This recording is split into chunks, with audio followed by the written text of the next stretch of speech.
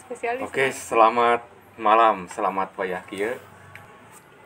Selamat berjumpa kembali dengan kita di ngobrol di bawah bincang bintang di bawah pohon kersen. Kali ini kita kedatangan umat alias tamu.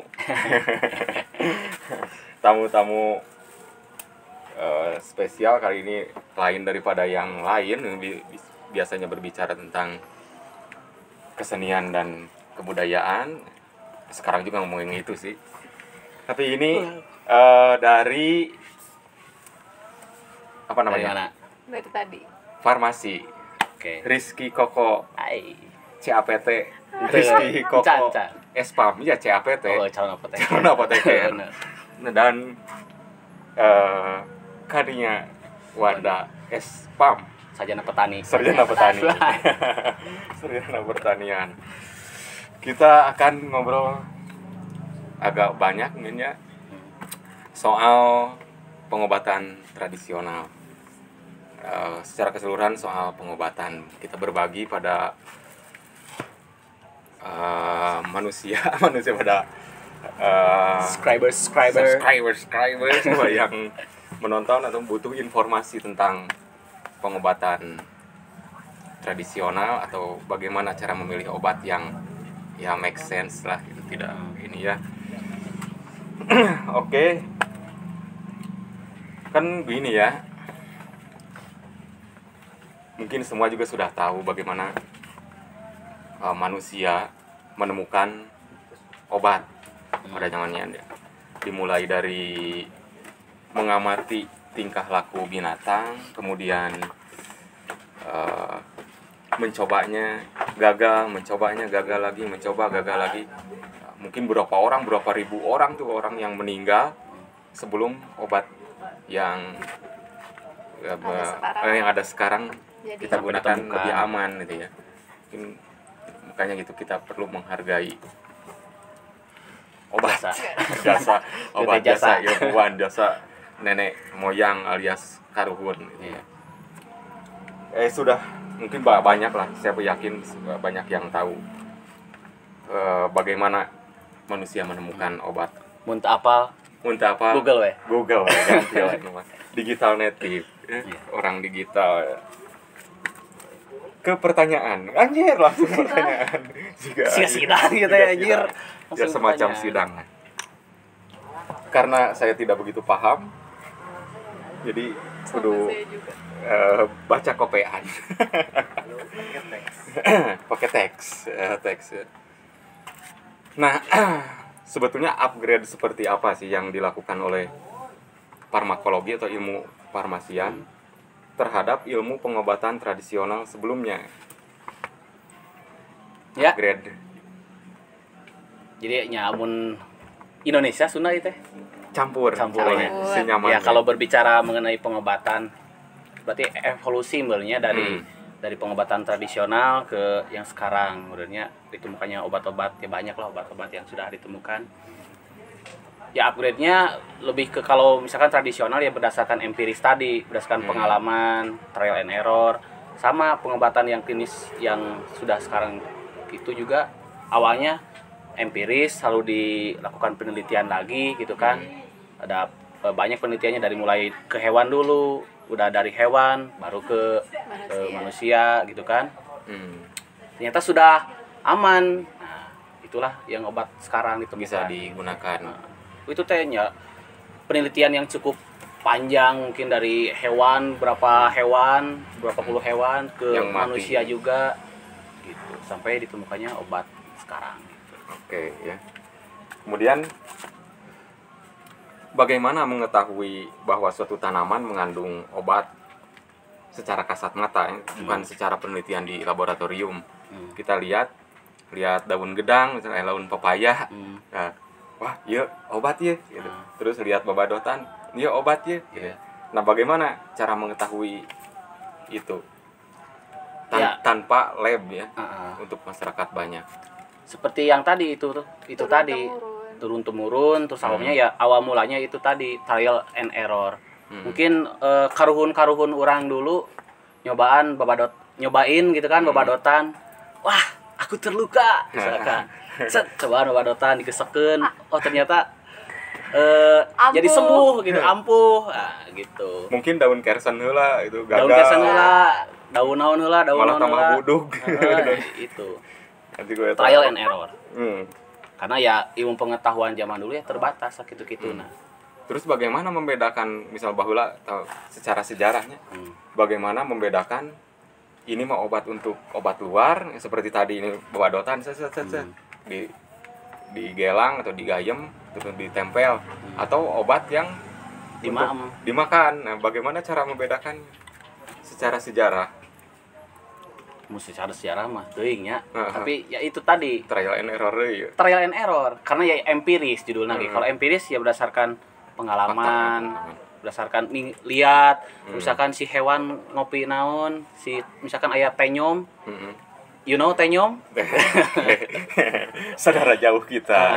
Nah, si tenyom teh ternyata ambil daun-daun, ternyata si tenyom terluka, tadi obatan dikunyem, dicocolkeun kana lukana. Oh, ternyata manusia melihat itu dicari tanaman yang serupa, terus nanti dilakukan pengembangan tanaman yang misalkan saat turunan daun naon gitu. Oh, ternyata bisa. Terus kan ditulis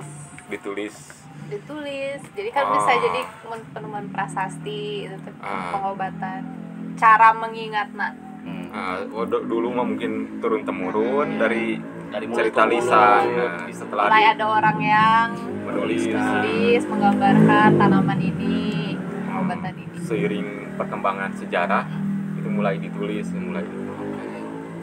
menarik juga ya. Menarik. Terus syarat utama mengetahui tanaman berkhasiat obat itu apa?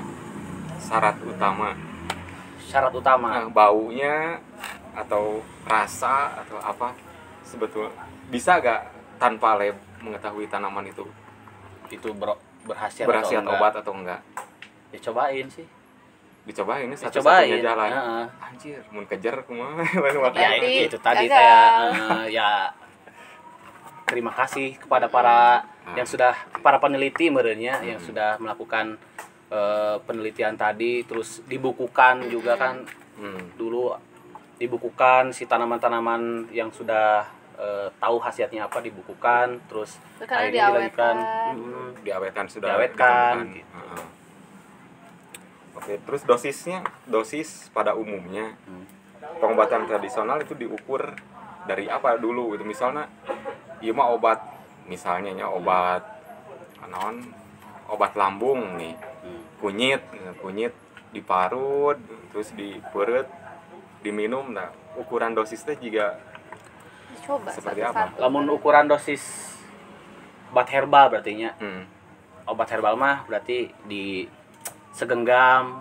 Nah segenggam teh setara dengan 80 gram lamun aya namanya. Kalau misalkan kita hitungannya ada hitungannya gitu, ada nilainya.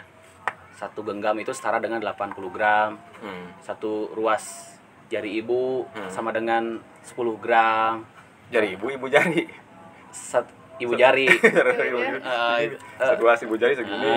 Nah, itu setara jeung 10 gram. Berapa? 10 gram. 10 gram. Karek jari ibu teh. Can jadi bapak.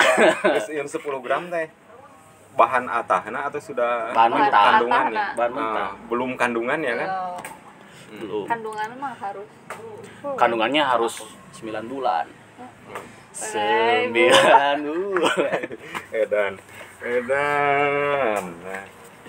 Bae nya heureuy. Nya teu nanaon atuh. Mana kita bingung kieu, ulah bingung tanyakeun.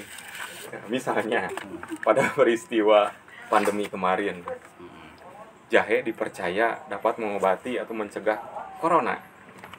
Secara dibikin empon-empon gitu apa kan. Tuh empon-empon? Herbal, bukan herbal, wangi-wangian. Mencegah corona secara ilmu farmasi itu terkonfirmasi gak jahe atau empon-empon itu untuk melawan virus? Ya harus iya kan si Covid teh penyakit yang baru nya. Harus dilakukan penelitian lebih lanjut untuk apakah si jahe merah itu memang dipercaya atau terbukti sebagai penangkal corona atau mengobati corona itu harus dilakukan penelitian lebih lanjut tentunya. Tapi yang harus digarisbawahi ya, obat herbal itu nggak sepenuhnya bisa langsung mengobati. Bisa misalkan minum jahe merah, ramuan jahe merah langsung cespleng, wah itu belum hil yang mustahil. Hil yang mustahil gitu. Mungkin tapi ya kemungkinannya sangat kecil. Tapi sekarang udah ada kan beritanya empon-empon tidak benar untuk corona. Jadi si jahe-jahe itu kata dosen ini juga ya waktu kuliah teh kan ada studi kasus kayak gitu juga. Terus dosen menjelaskan bahwa ternyata salah, justru kalau kita kelebihan ya overdosis gitu dalam menggunakan jahe kunyit yang empon-empon gitu malah bisa membuka celah untuk si virus corona teh nempel ke di bagian kelebihan tubuh dosisnya. Kalau makanya ya gitu, pakai obat mah jangan sembarangan menurut gitu, karena kan kita kalau untuk penyakit yang udah lama gitu oke lah bisa gitu, tapi ini mah untuk penyakit yang baru ya gitu perlu penelitian yang lebih lanjut. Kalau itu penyakit, masih mitos. Kalau penyakit yang lama mah kan ya kan udah ada buktinya, terus udah kan jelas. Sudah dibuat obat patennya kayak obat herbalnya kan sudah ada gitu. Kalau corona mah kan belum, baru vaksin mungkin untuk mencegahnya gitu. Yang terkonfirmasi baru vaksin lah. Ya paling pengobatan untuk menangkal obat malaria juga. Obat malaria udah nggak dipakai sekarang. Apa kina obat malaria kina sekarang udah nggak dipakai dulu mah membantu dalam terapi penyembuhan, tapi sekarang udah nggak berarti. Obat apa tadi, obat malaria dipakai ke COVID. Terapinya masih terapi dulu dipakai, sekarang sudah tidak. Enggak.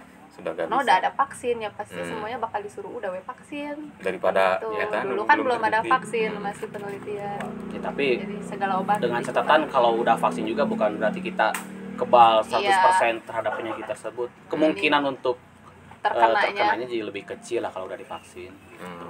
Oke. Nah, kemudian kunyit sebagai obat lambung, haid ya, seperti kunyit asam, nah, itu terbukti secara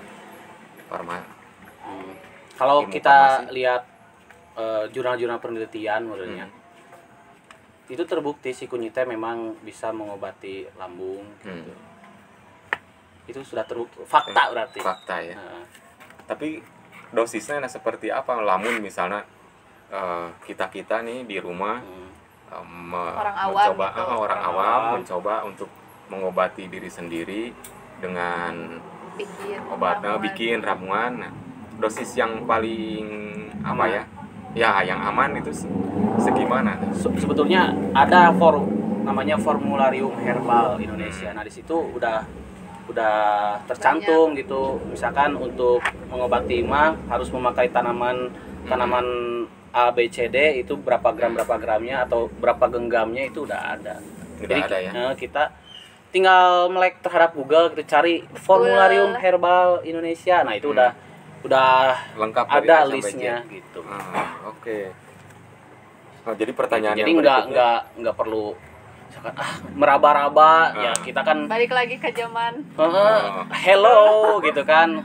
Sudah bukan lagi zaman purba yang terbatas terhadap ilmu pengetahuan gitu. Sekarang bukan zamannya nyoba-nyoba lagi kan, sudah ada percobaan itu. Jadi pertanyaan berikutnya, gugur. Aduh, gagal. Aduh, salah. Waduh. Itu briefingannya lah. Kurang briefing, guys. Kurang briefing. Nah, sekarang ke Neng Wanda. Neng Wanda kan lebih fokus disebutnya? Fokus ke apa masalah kecantikan apa sih asal? Oh my God. Apa bahasa ininya kecantikan? Atau karena pria juga ada harus biasa pakai juga kan? Skincare. Estetik. Apa itu keseluruhannya disebutnya apa ini? Perawatan fitokosmetik. Fitokosmetik. Nah, seperti tadi ya, pada zaman gak enak. Baheula mula banget. Nah, orang memakai kosmetik itu dari apa dulu? Dari tanaman yang ada di sekitarnya. Kalau kayak lipstick bisa dari bungaan kayak mawar. Blush on kalau zaman sekarang mah apa ya? Buat merahin pipi merah bisa dari bunga-bungaan juga. Kalau bedak kan dari pati beras, itu terus kan di renos gitu. dari Pasti bedak. Gitu. Zaman dulu mah kayaknya ya make upnya cuma gitu doang, bedak, lipstick. Ya belum belum semutakhir ayeuna. Iya, iya. Belum Aya ada concealer maskara, gitu kan, aya Setter. aya kontur, oh my aduh, God. aya eyeliner, aduh. Aduh. Nah, tidak zaman dulu. Dulu ada eyeliner kok. Aya Ada. ohnya itu. Oh, Jadi dari henna itu. henna diitemin. Apa? Celak itu. Celak. Nah, celak itu dibuat dari apa sebenarnya? Kalau dulu dari orang ruhak. dari orang yang banyak dihujat, Celak. dicelak. Air matana warna hitam karena sering dicela itu. Benar ya. Salah. Jadi dulu orang-orang bermake up pakai itu karena ya bermake up itu naluri manusia untuk Kayak tapi aku melihat dari film-film gitu sih karena kalau yang di make up itu mah untuk orang-orang yang bangsawan. kalau zaman gak enak gitu. Bebel. Iya, zaman gak enak awalnya banget. Iya. Nah, terus kan raja, enggak raja maksudnya kayak permaisuri nu kali itu mah kan yang pakai kita nama kalau sebagai Rakyat biasa. rakyat biasa mah enggak. Ya agak make sense juga Iya, tuh misalkan buat apa, kerja Rodi. Waduh, aku perlu make up sepertinya. Kan zaman Orang dulu. mikiran make up atuh. Dulu kan tanning semua tanning, di bawah benar. matahari pekerjaannya gitu. Tanning alami. Terus kan itu juga berkembang sampai ditemukan make up Make yang up seperti zaman sekarang. Nah, cara memilih make up yang aman nih buat baby ini perempuan, Baby Ciwi-ciwi ciwi-ciwi dan cuwu-cuwu. ya cowok juga. cewek gemes. Bagaimana cara memilih apa yang harus diperhatikan? Yang pertama melihat produknya sudah terdaftar resmi belum di BPOM. Kalau aman, maksudnya udah Ada daftar itu. udah ada, ya udah Registrasi. aman. Berarti aman yang masuk ke Indonesia atau produk yang kita pegang itu udah aman. Terus untuk mencoba kita tuh alergi atau enggak terhadap kosmetik tersebut bisa misalkan dicoel sedikit gitu kan, dioles Di belakang sini, telinga di biasanya. belakang telinga Nah, didinya. gitu. Kenapa harus di Area-area sini atau di sensitif. Terus nya kepolong ini dia mah tuh. Terus kalau nggak dilihat dari kandungannya. Kalau kita kandungan ingredientsnya dilihat. Biasanya kalau ada bahan yang menyebabkan alergen dicetak tebal. Oke, sama kayak di apa?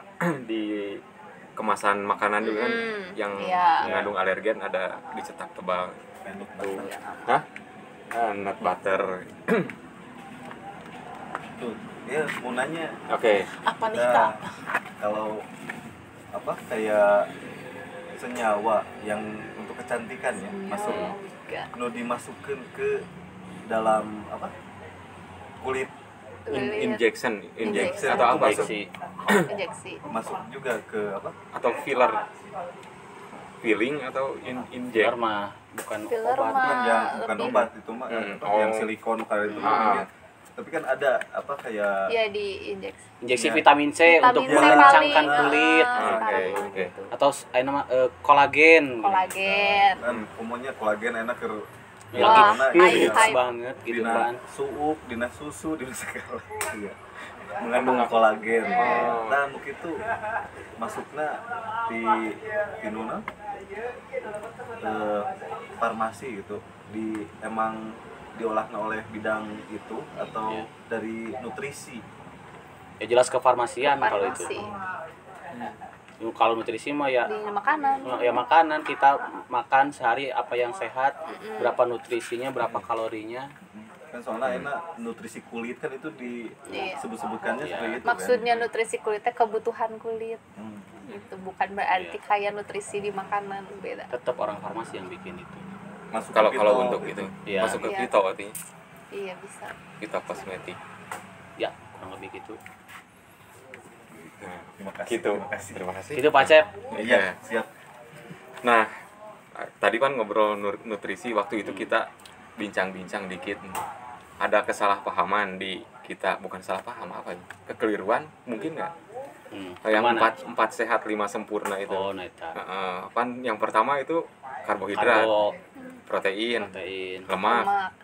kemudian mineral, vitamin atau dan mineral, kemudian susu, susu sebagai pelengkap. Nah, katamu itu agak keliru.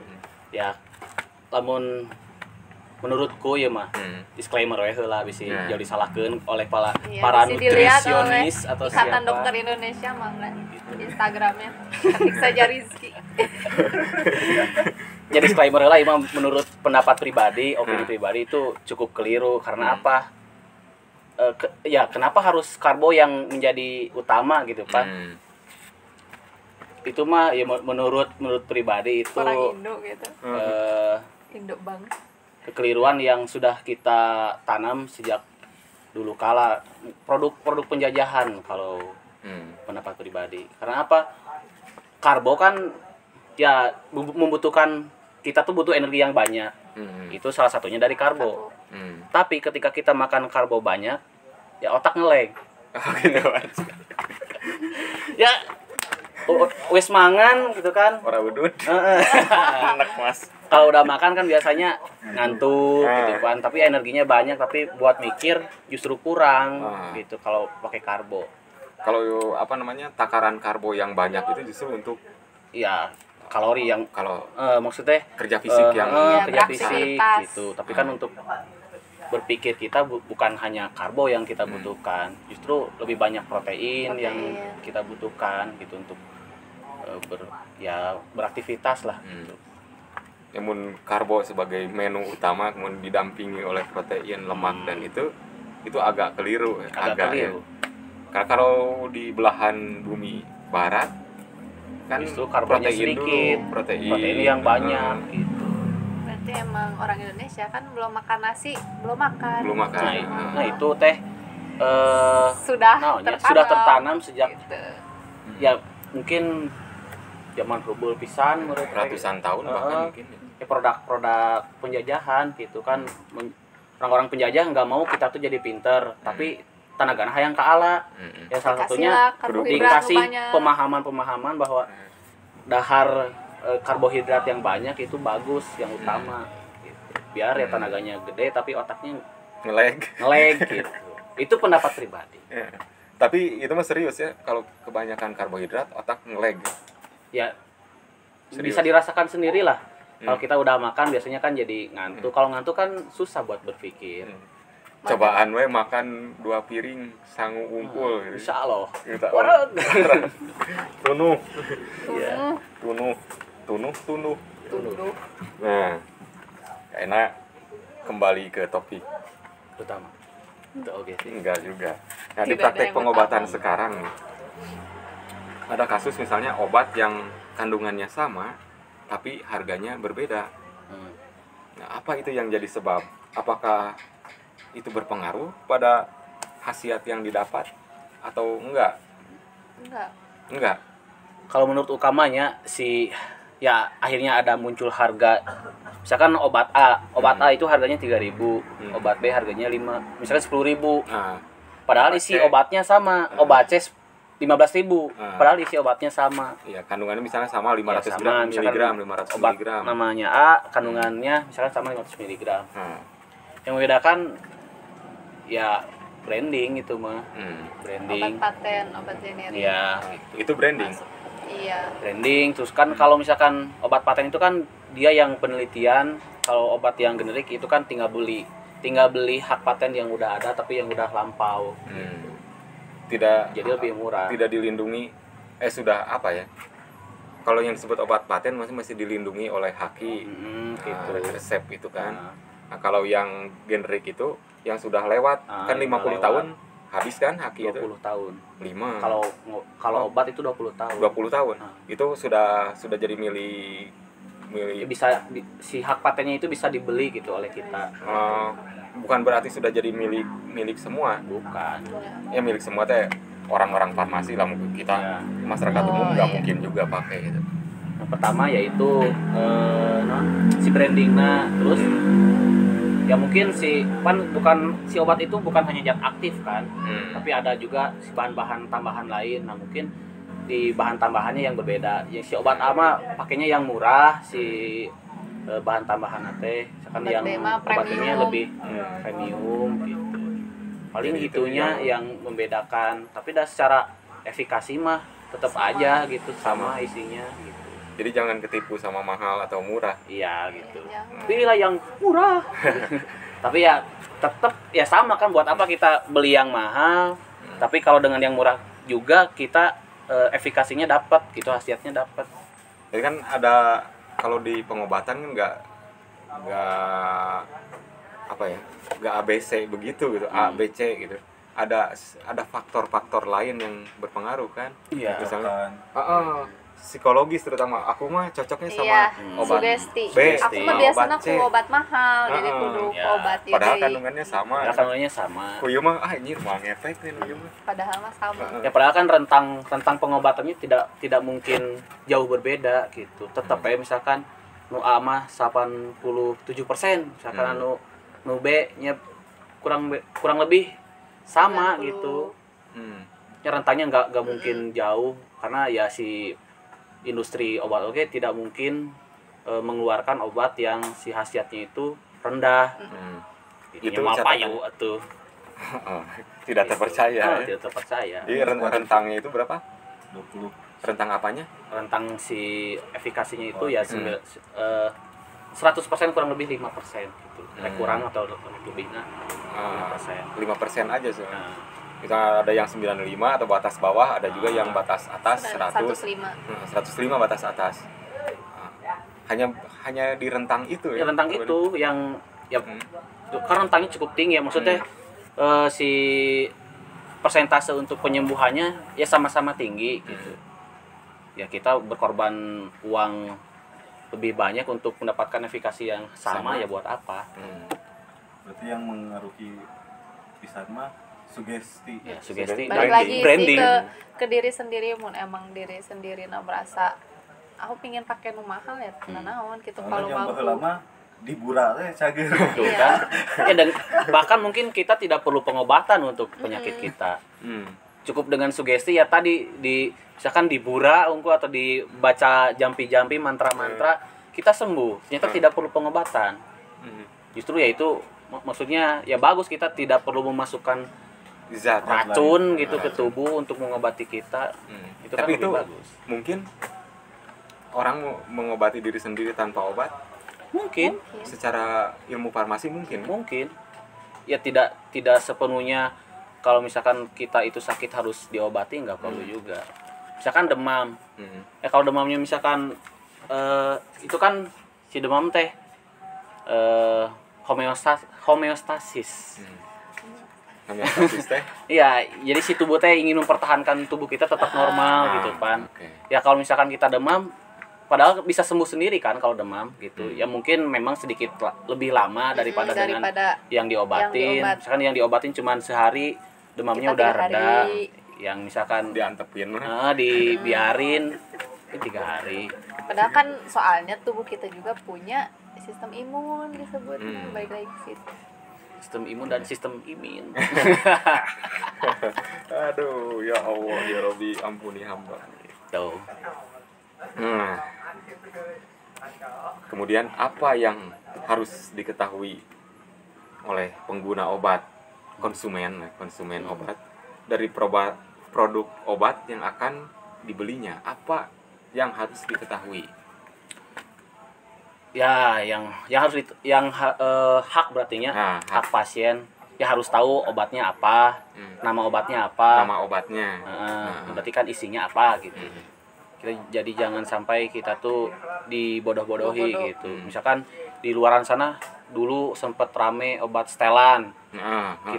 Kita tuh dikasih obat setelan, pokoknya ada banyak tablet tapi isinya kita tidak tahu apa gitu. Isinya kita nggak tahu apa. Apakah paracetamol, Ya, apakah apa gitu. Gitu kan nggak tahu. Makanya hak pasien itu tahu isi obatnya apa, misalkan paracetamol Mm-mm. gitu. Terus selanjutnya efek sampingnya kita juga berhak untuk tahu efek samping, terus kegunaannya buat apa. Misalnya paracetamol itu untuk Ya, apa? untuk meredakan demam atau nyeri itu Itu hak hak pasien. hak pasien. Gitu. Berapa kali cara penggunaannya gitu. Karena ya banyak sekali di luaran sana yang masih menggunakan obat tuh dengan serampangan. Rasain gering, Manjur kamari. manjur kamari, misalkan paracetamol langsung 2 tablet misalkan. Wah, langsung makan aja, ya nggak gitu juga. Ada cara penggunaannya yang benar itu kayak gimana. Itu hak dari pasien gitu. Nanya gitu ya. Gitu. Sama dengan yang dikasih dokter juga gitu. Ya sama, meskipun kan dari dokter Ya obatnya anu. itu nanti bagian apoteker yang harus menyampaikan gitu kan bahwa si obat ini isinya apa, kegunaannya apa, efek samping yang mungkin terjadinya apa, cara penanganannya kayak gimana. Penanganan efek samping. Gitu. Misalkan kayak obat-obat yang menimbulkan rasa kantuk. Nah, si penanganannya kayak gimana? Oh, berarti penanganannya kalau obat yang menimbulkan kantuk ya kita jangan berkendara misalkan. TikTokan Gitu. Gitu kan. Bisa. Lebih baik TikTokan. Ya Terus lah gitu. Ayo pertanyaan humor, emang humor sih pertanyaan. Kunaon tulisan dokter bet jarelek. Tapi apoteker bisa baca. Ya, Sebagai orang-orang itu mah apotek. tidak, sebetulnya ya nggak ada sekolah Tidak khusus ada. untuk kita tuh tahu tulisan dokter itu seperti apa ya. Maksudnya kan tiap dokter tulisannya pasti beda-beda. Bukan kode itu. Ya bukan juga kode. sih. Soalnya ya si yang pertama kita terbiasa terhadap ya pasti si apoteker oge awalnya mah itu obatnya naon gitu. Pasti nanyain ke dokter. Tanya bisa balik ke jadi. dokter gitu kan. Terus tiap dokter tuh biasanya sudah punya algoritma masing-masing gitu. Oh, biasanya si dokter ieu mah ngaresepkeun teh obat anu. Nanti akan terbiasa dengan tulisan tersebut gitu. Oh, iya. Terus yaitu selanjutnya untuk mengurangi penyalahgunaan si obat gitu. Kalau mun kabaca ku semua mah Nanti dia teh beli we beli we sorangan sangeunahna gitu. tanpa perlu konsultasi dokter. Ya itu Kan atau ribet. misalkan yo nuliskeun si pasien teh misalkan kuduna dikasih oleh dokter teh 15 tablet. Tapi dia teh karena udah ngerti cara penulisannya kayak gimana ditambahan jadi 30 misalkan.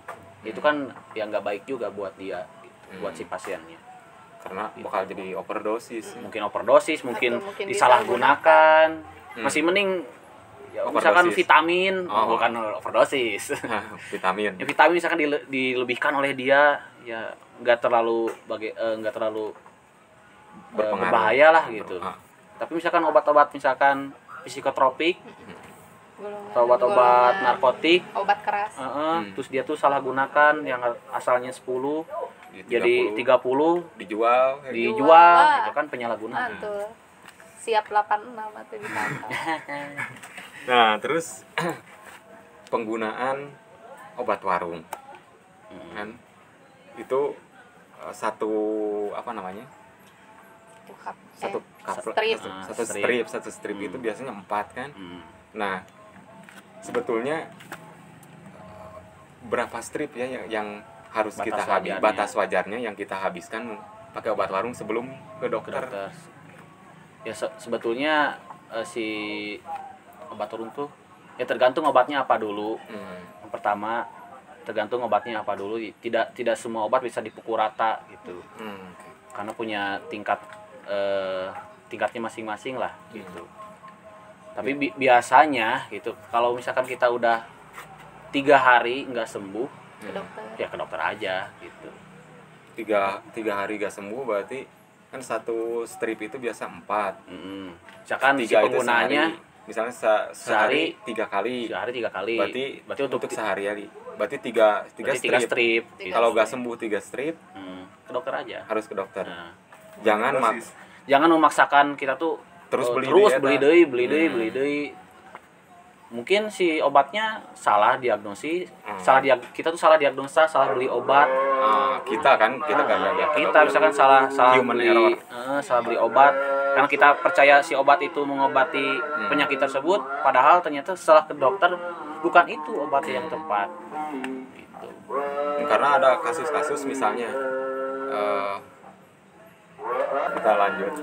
Oke, kita lanjut Tadi lagi. iklan, guys. Tadi iklan dulu ya. Ada kasus misalnya ada orang yang ada orang yang gatal, punya keluhan gatal terus dia percaya pada salah satu obat itu untuk meredakan gatal, kemudian dia konsumsi terus menerus bertahun-tahun itu bagaimana itu secara ilmu farmasi, karena itu misalnya makan itu enakan kalau dilepas mungkin pertamanya dia ke dokter kemudian kan biasa disimpan dulu nih obat ini yang enak nih, terus beli secara sendiri, ujung-ujungnya dia harus operasi, sakit lebih parah. Nah, bagaimana diangkat gitu ya, di lemur bukan ginjal tapi Dioperasi lah pokoknya. Dioperasi aja, ada organnya yang diangkat gitu. Karena itu katanya sih penggunaan obat yang sudah lama bertahun-tahun terus pakai itu. Nah, bagaimana kita berbagi kepada masyarakat supaya menghindari itu, batas amannya itu, misal obat ini dari apotek, bukan obat warung. Tadi kan obat warung mungkin 3 strip udah harus ke dokter. Nah, misalnya masuk ke dokter, kasih resep ini enakan, ada keluhan tidak ke dokter lagi tapi beli terus menerus gitu. Nah, sebetulnya batas amannya seperti apa? Ya di apotek sendiri atau farmasi sendiri ada obat-obat yang memang dijual secara bebas, maksudnya nggak perlu pakai resep gitu, untuk ya pengobatan penyakit yang nggak terlalu serius lah gitu. Ya kan nggak tahu mah tempat serius ya. Aduh gitu beli obat. Nah, itu yang harus disadari mah oleh si pasien yang pertama yang merasakan gatal-gatal tersebut, sama si yang dari apoteknya gitu, harusnya bisa memberikan edukasi gitu. Harus bisa menanyakan penggunaan obat ini tuh udah berapa lama gitu. Biar nantinya punya misalkan dari pihak apoteknya, si petugas apoteknya bisa merekomendasikan oh ternyata kalau udah beberapa hari, misalkan udah seminggu atau beberapa hari lah si penyakitnya belum sembuh, kita harus diperiksa lebih lanjut. Periksa lebih lanjut, mungkin si obat yang kita pakai itu memang meredakan, tapi karena penggunaannya sudah jangka panjang, yang takutnya menimbulkan efek lain, efek samping tadi gitu. Terus yang sering banyak kasus itu gitu ya, gatal, kemudian obat pereda ngilu atau obat rematik lah, bahasa umum rematik, diobatan ku setelan biar lebih gereng gitu. Kan sama itu katanya sih obat-obat setelan itu hanya bertahan untuk 1 hari. Bayangin aja, kita makan malam ini untuk gereng besok hari. Nah, besok malamnya kita harus makan lagi untuk lusanya gitu. Karena setelan sekarang tadi udah dibahas juga kan. Itu peran serta apoteker, peran serta ya tenaga kesehatan lah, peran serta apoteker khususnya harus bisa memberikan edukasi cara penggunaan obat yang baik dan benar itu seperti apa gitu. Terus ya si pasien juga harus aware, kita tuh nggak bisa semena-mena pakai obat ini biar ya bisa, ya mending lah misalkan kalau beberapa hari kita pakainya. Tapi itu kan jadi masuk adiksi kan? Iya, jadi edik. Oke, kalau udah adiksi ya susah, terus efek sampingnya mungkin memang tidak akan terasa sekarang mungkin. Tapi nanti udah misalkan 20 tahun ke depan akhirnya ternyata ada komplikasi, harus diangkat organ tubuhnya, kan jadi rugi karena keteledoran gitu ya. Kalau keluarin atuh. Karena sebaik-baiknya dokter adalah diri sendiri. Karena sebaik-baiknya dokter adalah Diri sendiri. thumbnail. thumbnail ya. Cut dulu ya.